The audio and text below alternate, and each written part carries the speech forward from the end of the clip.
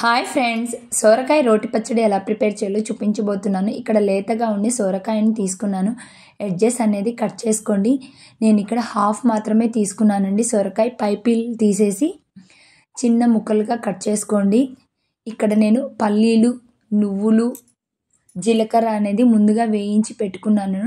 పల్లీలు పైపొట్టు తీసి పక్కన పెట్టేసుకోండి. కొన్ని అనేది వేయించుకోండి. పల్లీలు మరి ఎక్కువ వేయించుకోవద్దండి.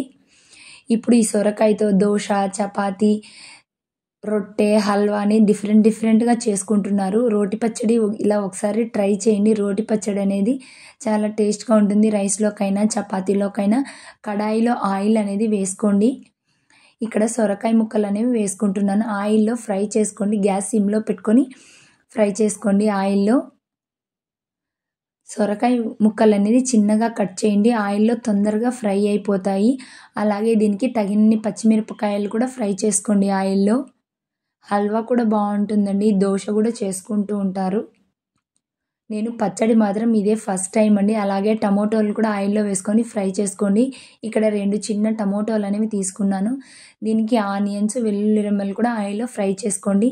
ఇక్కడ ఆనియన్స్ అనేది మరి ఎక్కువ ఫ్రై చేసుకోవద్దండి, కొద్దిగానే చేసుకోండి.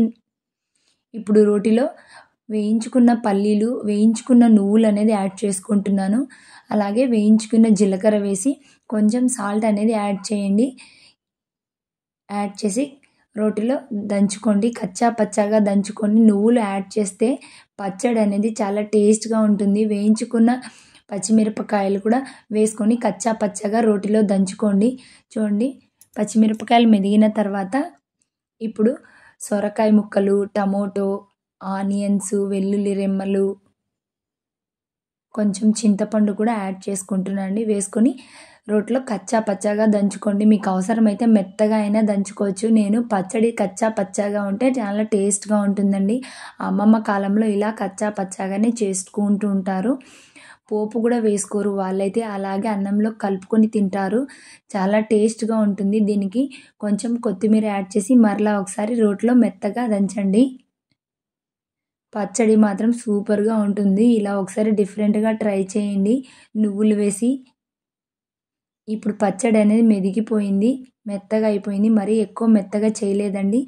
ఇప్పుడు మరొక గిన్నెలోకి షిఫ్ట్ చేసుకోండి. దీనికి పోపు అనేది వేసుకుంటున్నాను. మీరు వేసుకోకపోయినా పర్వాలేదు, చాలా టేస్ట్గా ఉంటుంది. నా వీడియో నచ్చినట్లయితే లైక్ చేయండి, షేర్ చేయండి, సబ్స్క్రైబ్ చేసుకోండి. ఇలా మీరు కూడా ఒకసారి ట్రై చేయండి. Thank you for watching.